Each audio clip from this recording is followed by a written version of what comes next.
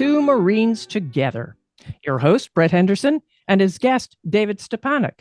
David is with Bristow Group, which focuses on aviation. He's a senior executive. David has extensive experience acquiring, starting, and managing businesses worldwide, as well as leading a large multinational organization. So, Brett, enough of me. Get David in here and have him tell you more.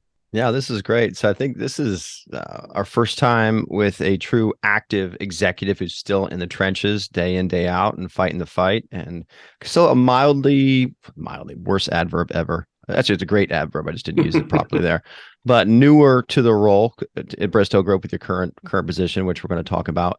But before we do, why don't you just take a couple minutes, kind of go through just the timeline. We don't need the play-by-play, but just like when you're in the Marines, when you got out, and you're Sikorsky for 20 years, to kind of walk us through that, just so we have an idea kind of where you are now and where you came from, if you don't mind. And welcome, by the way. Thank you. I'm delighted to be here. I really appreciate the invitation to do this. I think giving back on lessons learned is one of the primary roles when you get to the certain age group that I'm in right now, and either being able to mentor or offer advice that has helped me, and some of the things that I may have done that you probably shouldn't do. Yeah, I think we all got those lists. The first thing that I did right, not necessarily the first thing I did right, was join the Marine Corps. And I joined the Marine Corps out of high school, 4 years. It seems like it was just yesterday, but it's been almost 40 years now. I got out in 1987. Got out in 87. And then, as you mentioned, 20 years at Sikorsky Aircraft. So that got me to about 2007. And at Sikorsky, I had a variety of different roles, most notably as a sales executive. So I got to travel the world, meet a lot of interesting people, and see how they ran their business. I sold to some very wealthy individuals and corporations that, and some people that I really admired, and I got to develop a really understanding of how they became who they were and how they ran their company. So that was very helpful. Okay. Post Sikorsky, I got into helicopter operations, which was my core back in the Marine Corps. I was in a helicopter squadron in HMH 461. I was an avionics technician there, so I got a good technical background as well. Awesome. So working in operations, went to work for a company called Era Helicopters and set up an international leasing business for them, and was the chief marketing officer and in charge of the top line.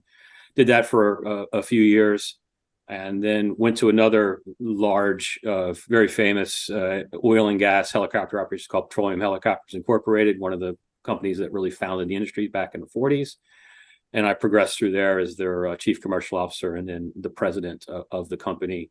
And in 2019, I elected to make some decisions to do a little bit more mergers and acquisitions, more growth opportunities. And I came over to the Bristow Group, who was in the process of acquiring Era Group. Our Era Group is acquiring Bristow, actually. And we merged two companies, which I was the chief operating officer of. So I managed the integration of a $1.5 billion merger, along with the counterparty on the other side of it. And I was the chief operating officer. So 3,000 employees, 15 countries. When we merged the company, we had about 270 helicopters that were operating around the world, and mostly the oil fields. We also have an airline in Australia. And it's really exciting opportunity to be able to lead. I kind of equated it back to the Marine Corps as being the wing commander. Okay. Which was really kind of special since I was a corporal when I got out of the Marine Corps, and there I was able to move to that role. So doing mergers and acquisitions, creating contracts and businesses with large oil companies, starting greenfield businesses in Africa and the Caribbean, in the Middle East, in Europe, really gave me a great depth of understanding of how international business works, how working with multinational, multicultural employees and workers and all the things that go with it has just been really an exciting time. And then with that's come a tremendous amount of travel and seeing the world, every continent. When I was at PHI, we had the contract with the National Science Foundation in Antarctica. So I was able to get really some interesting viewpoints of the world. That's quite the background. And I'm sitting here processing what you're sharing with me, and like which question, because I have so many questions now. Just so you've had your career. Have you ever, looking back at it now, have you sat there and said, okay, this is where I thought I was going to be? If you look 5, 10, 15 years back, is the seat you're in today one you ever envisioned yourself being in?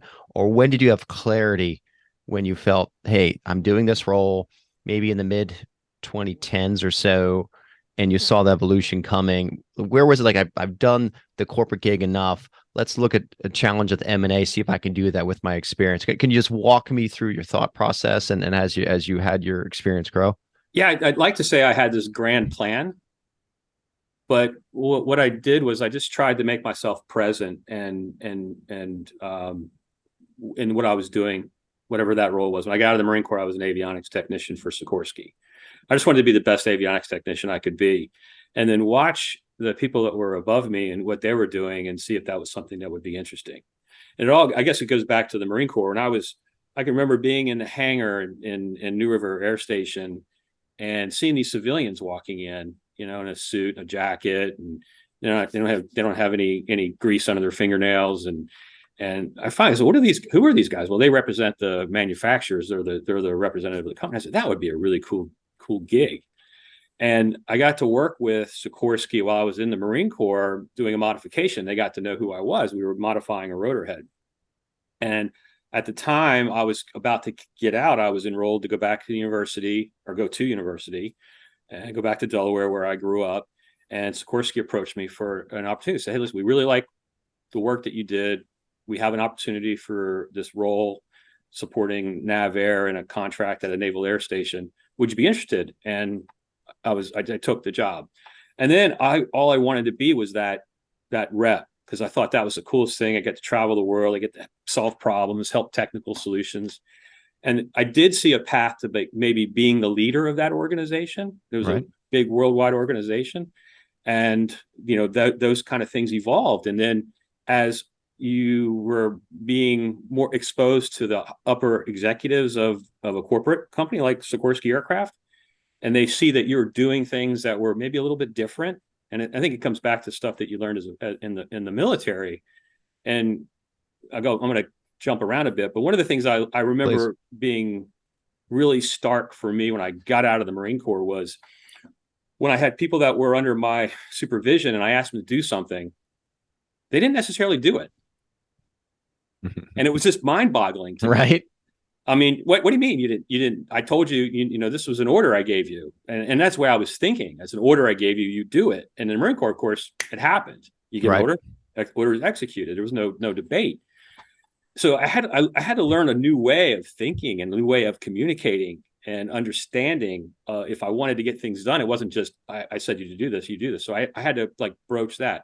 But the other thing I learned was, if you do what you're supposed to do in the civilian world, you're a rock star. Right.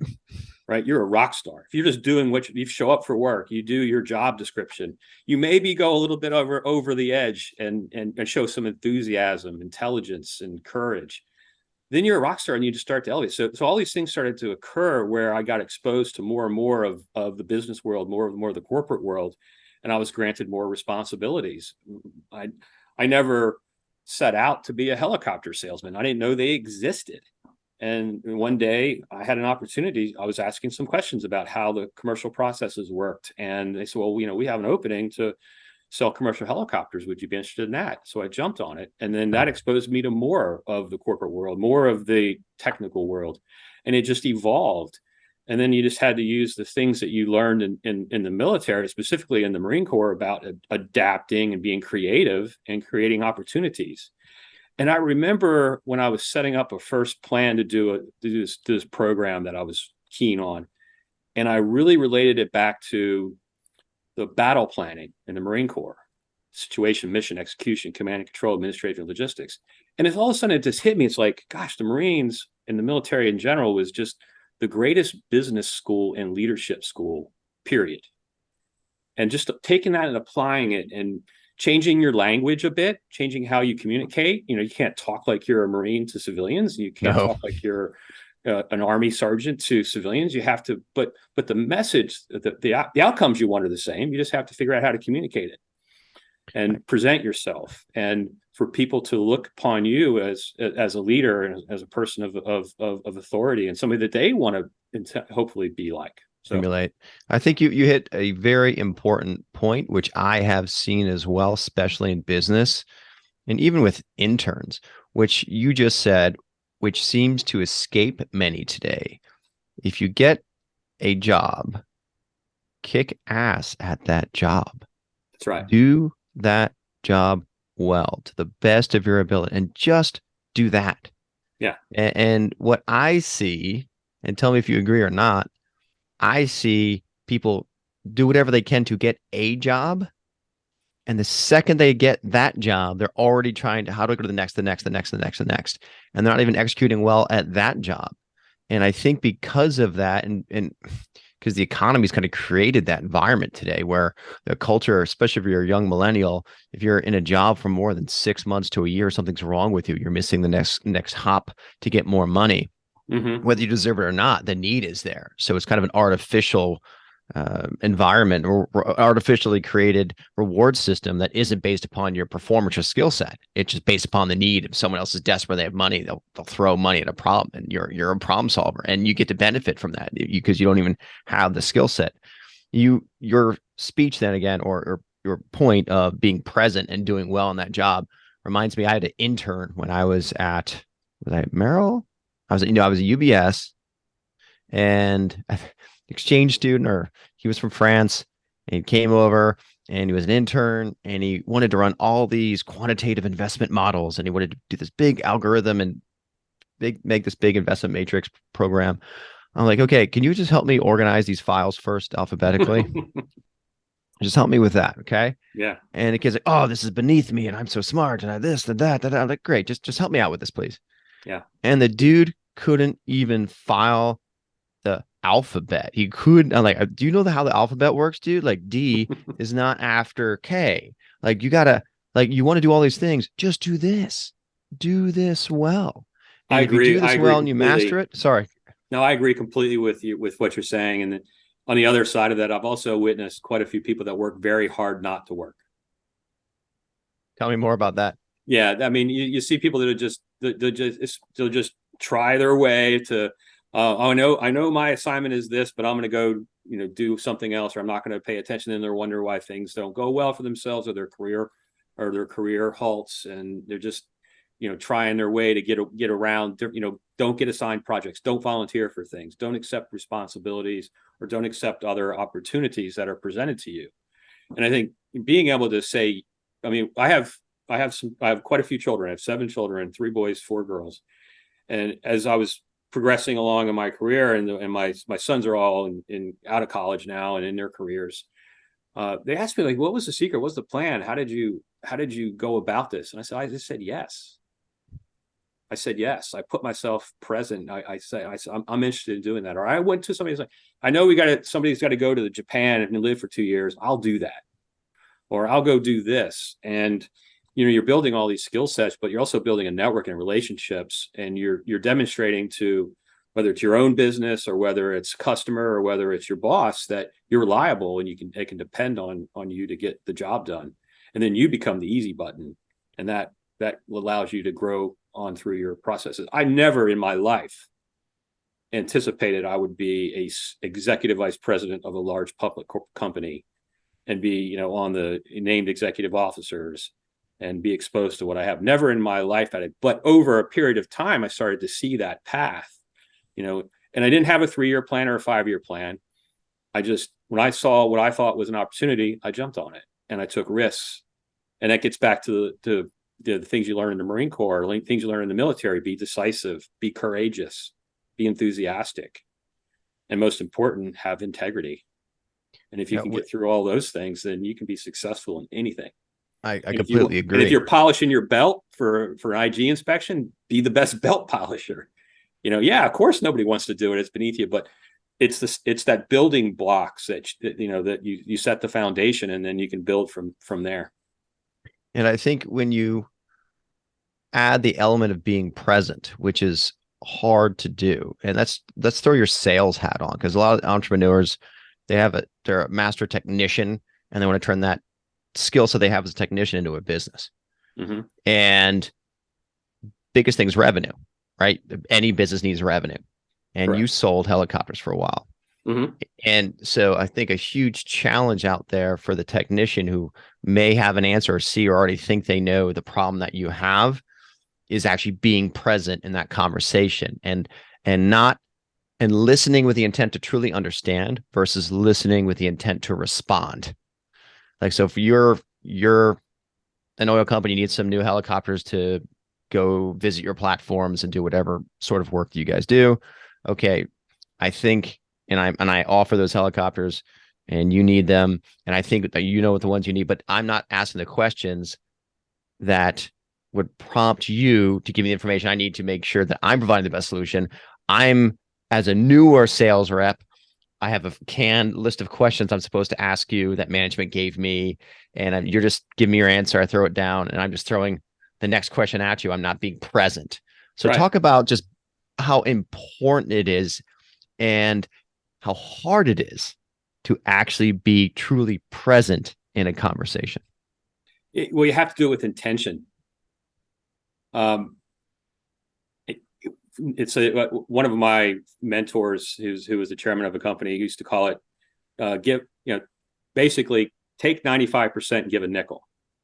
What he meant was listen 95% of the time, listen intently, and then give back a little bit, because and in sales, you're there, whether you're selling a helicopter or toilet paper or wherever you happen to be selling, you're trying to solve somebody's problem. That problem might be they need to get from point A to point B, and there's a geographic problem into place, or you have a small landing area, so you need a helicopter to get there. Or that problem might be, you need to get from Los Angeles to London, and there you're selling a jet, but you're solving a problem. So you need to understand and listen intently on what the problem is, and then find that solution for them, or work with them on that solution. And there's another executive that really, I always wondered if he did this intently or if this was just his style or his personality. But when he spoke, he would listen intently. You could see the look on his eyes constantly, and taking notes, being very judicious about that. And when he went to speak, he would lean over and he would speak somewhat softly. So he made sure that you were also listening intently to him. So it became a two-way conversation, and you felt important. Right. So listen intently, feel important, be present in that conversation. Don't try to be the smartest person in the room. When you're selling helicopters or your high-tech world, everybody knows you're already smart, right? Everybody around you is also pretty smart. Very smart. Yeah. Just listen. And sometimes, silence can be very powerful as well, but listening and soaking it in, if you're in an integrated team that's part of this process, because many times it wasn't just you, the helicopter salesman, you had different engineers and different designers with you, and then they had a team of so you want to make sure that you also solicited the opinions and went through it. And if you're the decision maker, then you listen and weigh, and then make that decision. And then you have a cohesive team, not just as a sales team, but as a whole ecosystem, the buyer and the seller. And I think that's, once you get to that, you can get very elegant solutions in the process, because the helicopters aren't cheap. No. When you're doing a deal, it's a $500 million deal, or it's $100 million deal, and you want to make sure that you get it right. The engagement's a long time. It's not just that sales process and you go away. It's a 20-year relationship with the life cycle of those aircraft and the people who sell them to you or buy them, or the services you provide. So having that reputation of being a good listener, being a good customer relations, and being a good person in general is vital. No, I think it's huge. And you made me think of Simon Sinek as we're sitting here. If you're listening to Simon Sinek and some of his things, he always says, let everyone else speak in the room first, listen intently, hear what everyone says, and speak last. Yes. And so I think what you shared just made that pop in my mind as you're going through that, which is huge. And then, so going through your transition, now it's starting to come together to become an executive. The skill sets you learned in sales helped you be a better leader and manager in corporate America, because it makes you have the skill set to be present and to be listening to the issues that are brought to you so you can make informed decisions. So was there one pivotal position or role you've had throughout your career which you think set you up to be as successful and where you are today? Is there one pivotal role or one pivotal moment you can recall? Yeah, actually, I can. And it was before I was even an executive or even considering being executive. Back back when I started at Sikorsky was pre-internet, pre-email. And I was, Sikorsky's based in Stratford, Connecticut, and I was not based in Stratford, Connecticut. There's 12,000 employees at the time. And I was a field employee away from the home office, away from all the executive leadership. And the only way I realized that if I'm going to get a voice, that I have to write. So I have to write reports about what's happening, technical reports, and I have to make sure these are good, well-written reports. So I got noticed by who was the senior person in the field service division. His name is it okay if I say his name? Sure. His name's Tim Mahoney. And Tim had never met me. And a job opening came up. And he saw my work, all written work, and wanted me to take this role. And it was in Japan as a technical representative to the Japanese Navy. I was 27 years old, 5 years out of the Marine Corps. Japan really, the Japanese culture really likes older, gray-haired people and sees them as wise, which is generally true. So putting a young man in this role was very difficult. And he took he took some hard knocks but insisted I do this. And yet he never met me. So when I started, I got that role. I got to know Tim very well, and I was able to really follow him, and because I admired his work, I admired his communication skill, I admired his work ethic, I admired everything he did. So that was that point of meeting Tim and getting a real classic mentor who I wanted to be like, was that pivotal role for me. So then I had somebody to it was like the sergeant major or the lieutenant colonel, the colonel in your squadron, something that like, I admire what this guy's doing. How do I do what he does? Right. And that was that pivotal moment when I started behaving differently and started thinking about, how I was to be present, how I was going to communicate, how I would be seen by the rest of them. So Tim helped me through my career and then guided me into sales. I had an opportunity to go into another work. My role took off, and then I emulated Tim. Tim became president of Honeywell Aerospace. Wow. So he did okay. Yeah, I'd say so. Yeah. So, I think that pivotal role of going over to Japan and having a language barrier and living in a foreign country, working with a foreign military really gave me a lot of opportunities and skills and able to shine that I took with me through that whole process. And because you're by yourself, you've got to think on your feet, you've got to communicate well. It's easy to make a mistake, and you got to how to own up to the mistake. I learned those kind of things with them, and then that was it for me. That was that role in Japan. And then when I got to become an executive, it was really with PHI and taking the role of the chief commercial officer and starting to think about how you broaden the market and what it would take to do it. But it was all really getting down to emulating or finding people that I admire, whether I knew them or not, reading books about them, reading biographies, reading history, and learning from those folks and their skills and applying it into my world. So the moral or the lesson there that can be taken and shared, would you say, is it almost twofold, where finding a mentor to emulate is huge, but at the same time, to find that mentor, your mindset must be like, I want to grow. I'm not satisfied where I am. I want to continue to learn. I know some, but there's much I still don't know, and I want to know more, and I want to learn more. So would you say it's the realization, your mindset first, that's who you are? You want someone who wants to grow and wants to learn and wants to push themselves, versus I got a job, I'm making okay money, I'm fine. And so what's the difference between mindset? Would you please? Curiosity. I always wanted to be in aviation when I was a child. I joined the Marine Corps because I could get a guaranteed contract to be in aviation. And then as I got in aviation, I thought I wanted to be this or a mechanic. I want to be a pilot. That was my goal. And then I realized I really wanted to learn this whole process of how it happens. How do you design an what causes you to design a new aircraft? How do you build it? How do you sell it? What's the process of supporting it? So all those things kind of led me down that role. As I learned, it's like I had no idea. I just assumed the aircraft showed up, right? You're in the Marine Corps, there's a Right. bunch of helicopters in your squadron, and you don't know that there's a commercial process that's gone on to put them there, and the For commercial years. process to the logistics chain to do it. And then all of a sudden it's like you get curious about, well, how does that happen? And how did the Marine Corps choose these aircraft, or how does an oil company choose which aircraft or service provider to? And that just kind of led all that process. But it was really about getting that, being in the moment, and watching the folks that are above you in terms of the corporate hierarchy, what they're doing, and asking questions, being inquisitive, being curious, and then learning from their example.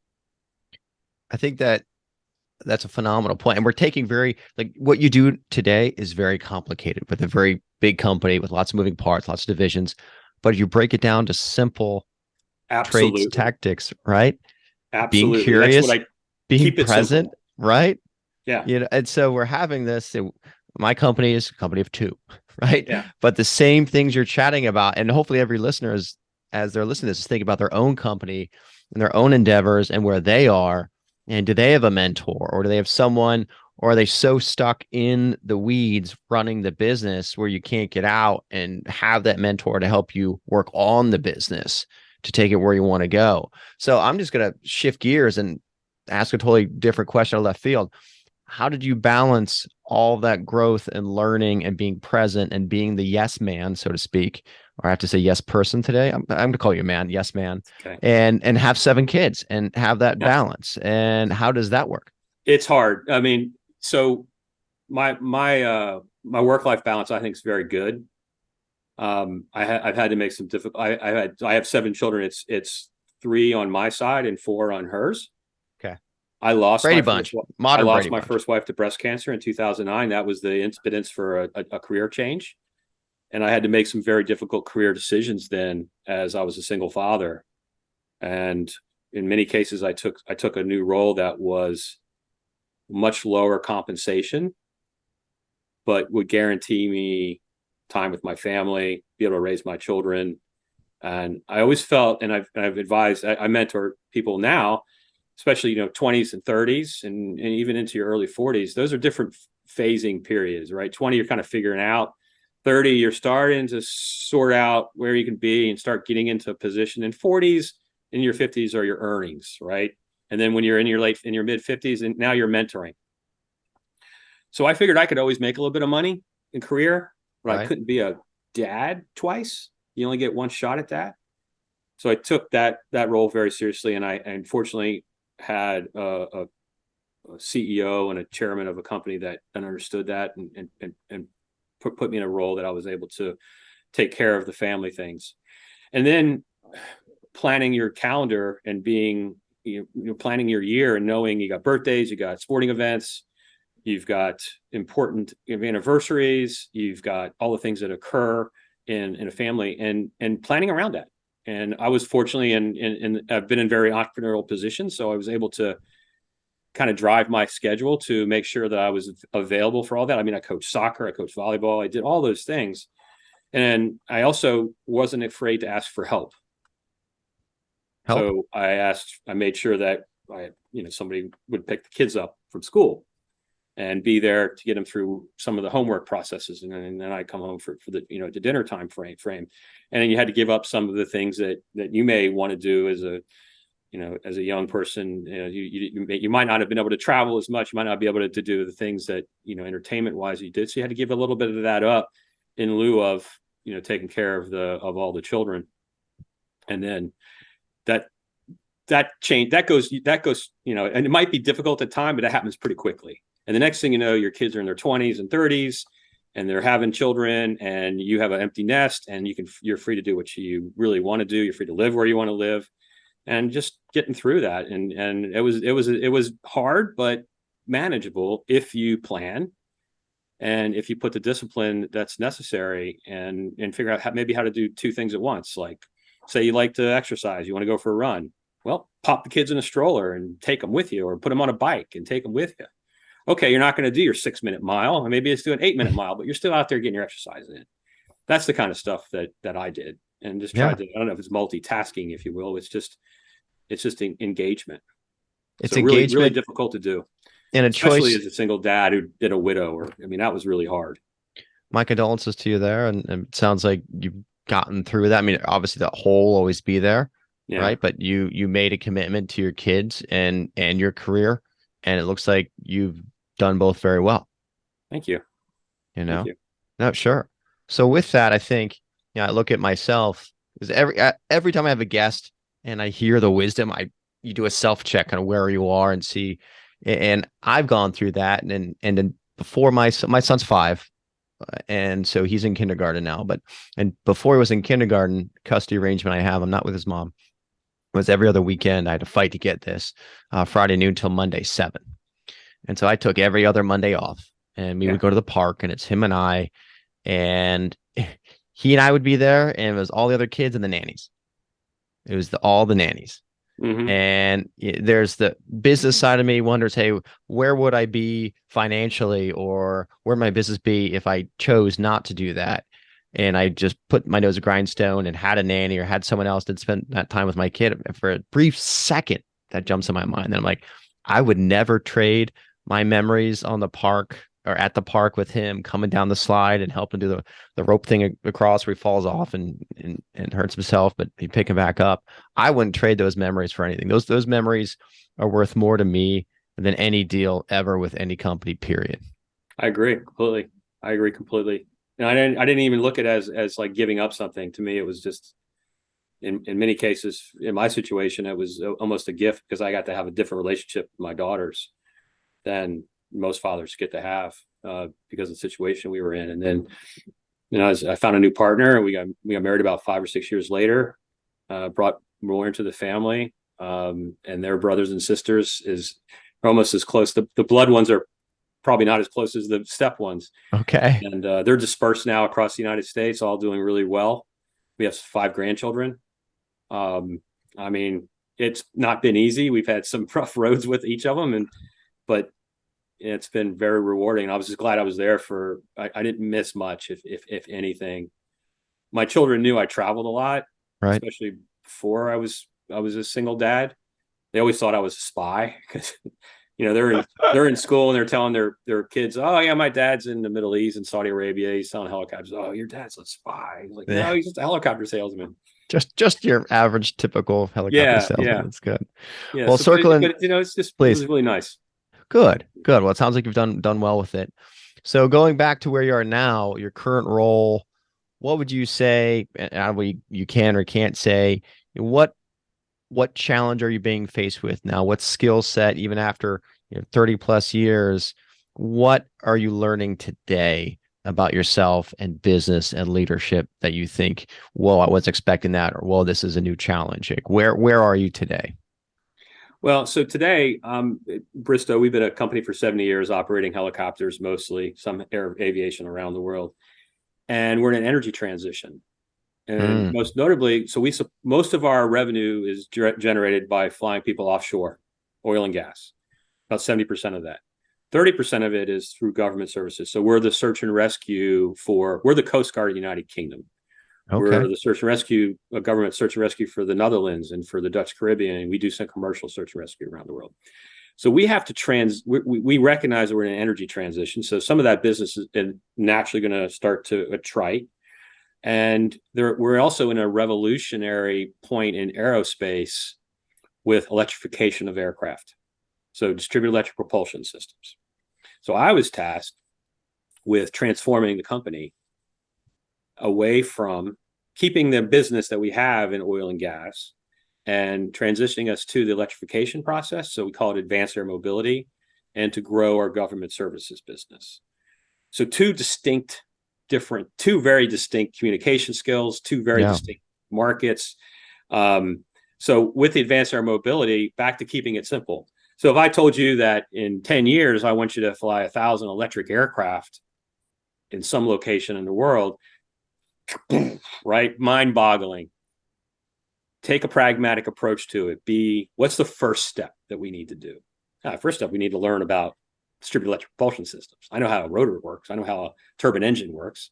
I don't know battery cell chemistry. I don't understand electric motors very well. and really advanced flight control laws that are be necessary. So learn that, and then become an evangelist about the whole process, and get everybody excited that needs to be excited within the team. There's a lot of naysayers. Oh, we'll never fly, across the Atlantic in electric aircraft. Well, yeah, maybe so. Tell it to Lindbergh. But we can fly from downtown Houston to the airport, and back to the days of the Wright brothers and the first revolutionary space. Nobody knew in 1903 that we were going to have a 747 in 60 years. Or go to the moon in 69 years. Yeah. So yeah, we got to start. So you got to get people excited about it. And by doing that, I had to really change my communication skills and the way I would be present in get out there more. I've spoke more this year at conferences and at industry events than I have in my entire career. Because generally we're the people in the back. We're the quiet company. We have very large customers, and we just do our thing, and we sit back and do our thing. But now I got to get out there. So I've had to change how present I am. I had to change my communication skills, how I verbalize, how I present myself, because the people that are in my current business are of a certain category of culture. And the people that we're talking about for advanced air mobility, I mean, this is the internet culture. This is the new comm culture. This is the millennials. So I had to learn a new way to speak and to get my points across. So that was a challenge. And then on the other side of the coin, you're doing government service. So you're really talking about U.S. military, foreign military, government agencies, which is a whole nother level of communication and dynamics. Well, different style, completely different style. You got to be able to shift those styles across it. So that's been my biggest challenge. And then taking people from point 1 to point 2 and keeping them away from point 500, where we need to get to be the Jetsons, because that's where we're headed. Right. We're going to get there 2050. Let's do point 1, 2, and 3 and not worry about how we're going to be we Uberize air taxis. Let's do this in a pragmatic approach and apply the lessons that we've learned in the last 70 years. So my message, and maybe this rings true with a lot of things, is Please. We're taking a revolutionary event, whether that's in aviation or whether that's in communication or whether that's in crypto coin. It's revolutionary. We've got to apply evolutionary laws to it for it to be successful, because that will sustain it. And that will get us through it. And that's the challenge of getting people aligned on the intersection of evolution and revolution. Well, is it then? Well, what are you really chatting about? It's having the vision. A vision. Right? A purpose. And once you have that vision, that purpose, then how you disseminate that where everyone in your organization also knows and feels that. So as you're chatting with me, 2 items popped to my mind, and then we'll wrap it up here in a few. I do remember, I don't remember where I read it. It's just things pop on my mind from years gone by. I think that when the first train started, I think in England, and they were worried about it going over 10 miles an hour because they thought if you go over 10 miles an hour, it'll suck their air out of your lungs and you'll die. Yeah. Right? That's just the fear of technology, the fear of the unknown.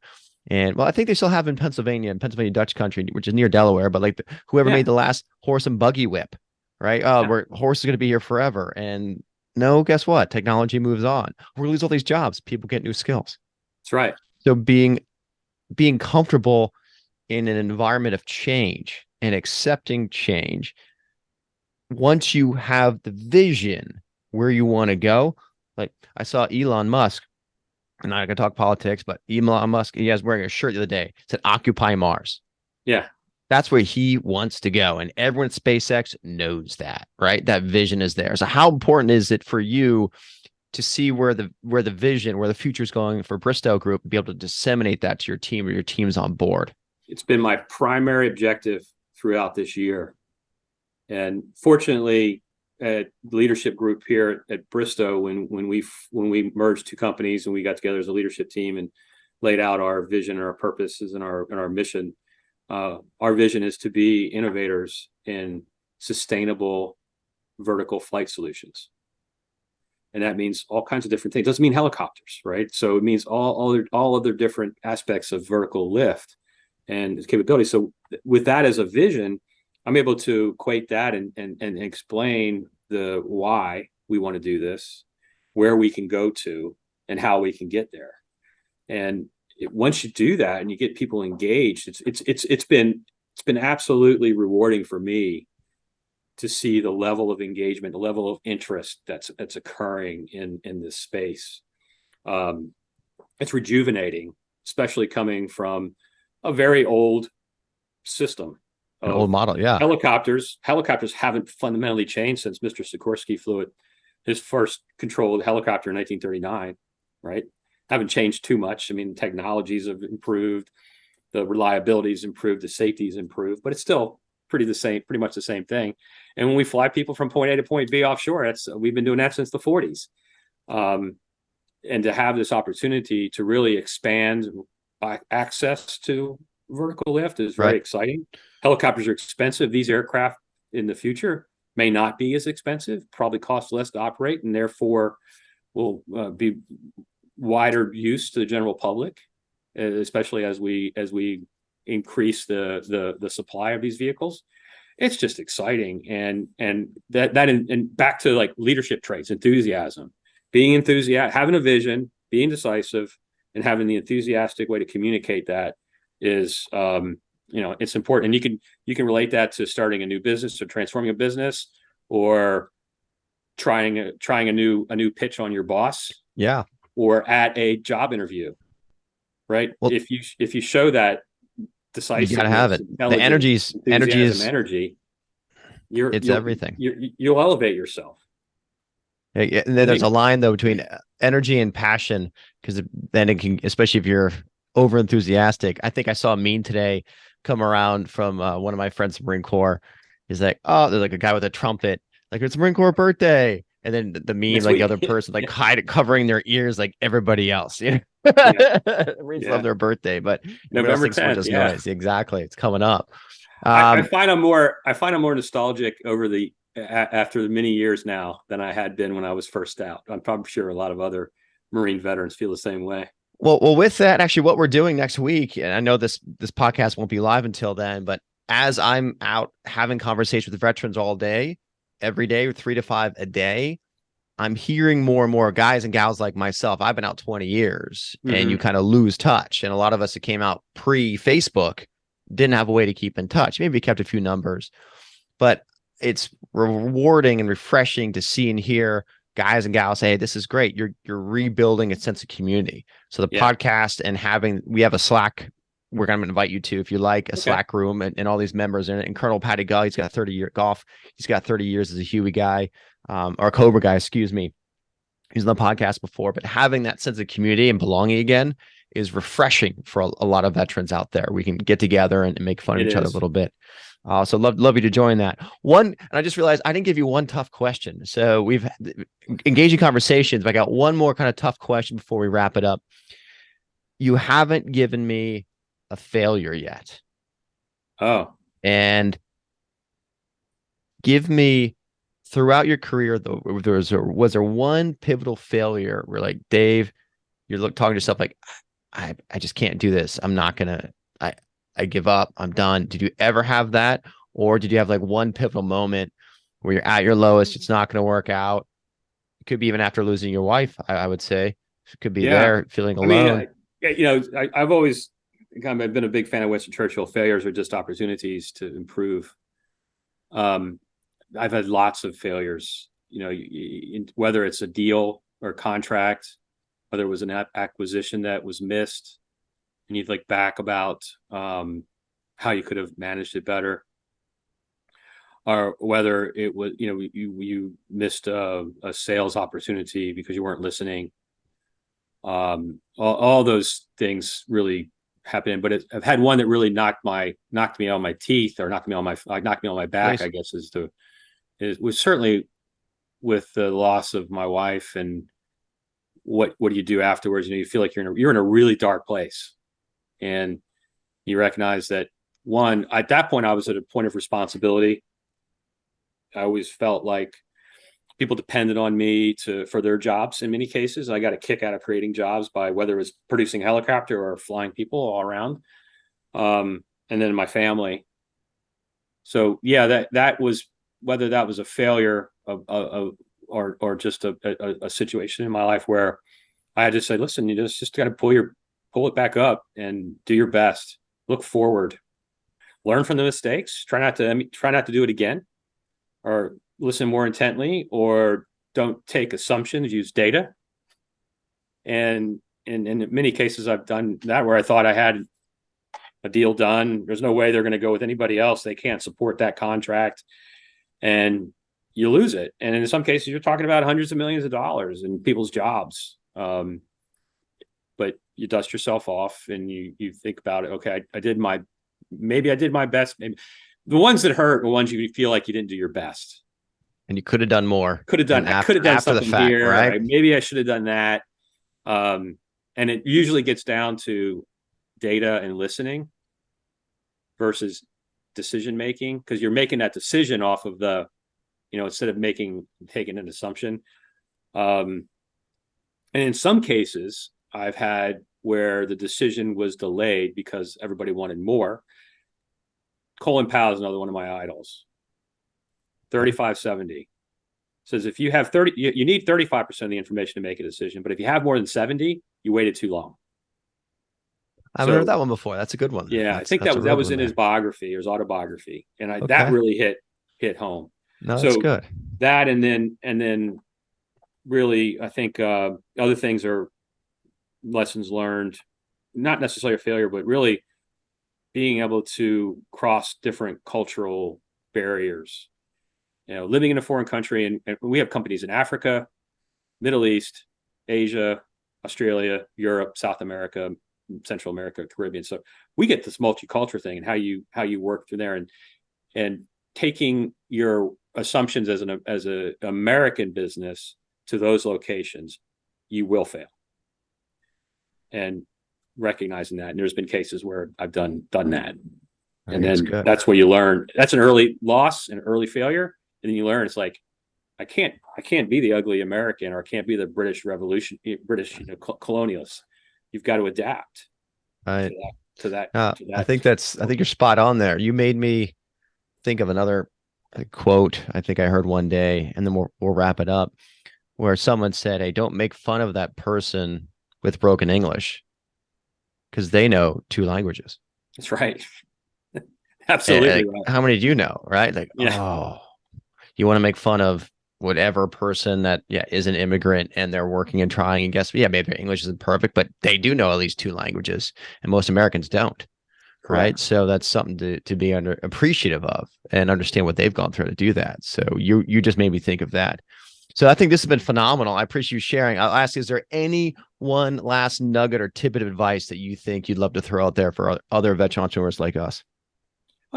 Back to the message about being present, being courageous, taking opportunities that come to you, and doing the best at whatever you happen to be doing that day. Doing your best doesn't mean you have to be the best at everything. It just means you got to be your best person that day. And taking that and applying it to your business or to your safety. And if you're a leader, be present in your group. Make sure that you set an example.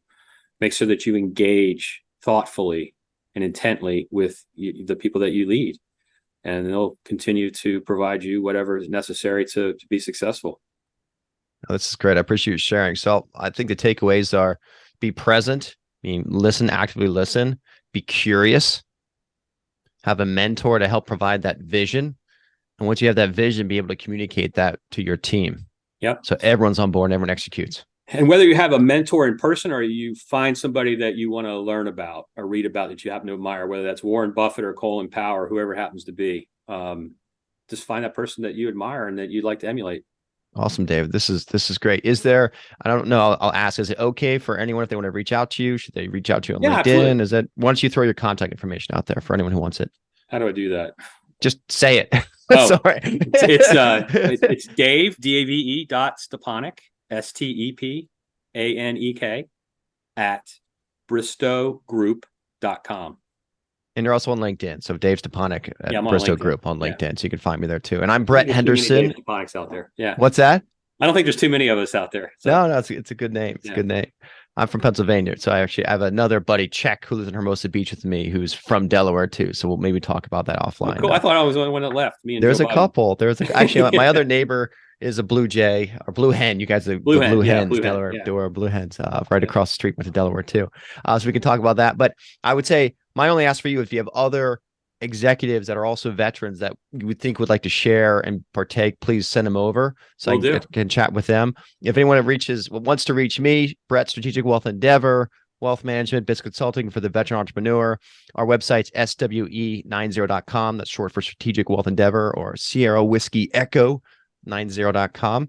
And looking forward to the next one. So David, thanks so much. It's been great. Patrice, what did I miss? You forgot to follow and subscribe to the podcast. Oh, yeah. Let's do it. Come on, practice. Go for it. Please follow and subscribe the podcast. To know the latest the subscribe button. All right. We need to subscribe. We need to start doing the YouTube stuff and bells and things going like that. So we're working on it. I'm coachable. I'll get better. The new world. Right. All right, Patrice. All right. So please Thank follow you, and subscribe and share with friends and colleagues. Thanks for being with us.